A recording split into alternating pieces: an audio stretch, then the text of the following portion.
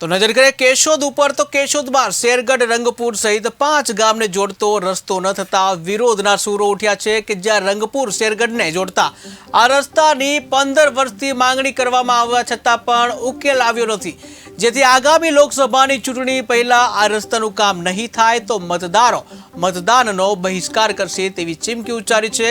જ્યાં આઝાદી પહેલાના આ માર્ગને પાકો બનાવવામાં છેલ્લા 15 વર્ષથી રજૂઆત અને માંગણી કરવામાં આવે છે, આમ છતાં પણ રસ્તો જે છે આસપાસના 3 તાલુકાના 5 ગામના જે લોકોને અગવડતા પડી રહી છે, ત્યારે જવાબદાર તંત્ર દ્વારા કોઈ રજૂઆત સાંભળવામાં આવતી નથી, જેના કારણે આ વિસ્તારના લોકોને ભારે હાલાકી ભોગવવાનો સમય આવ્યો છે।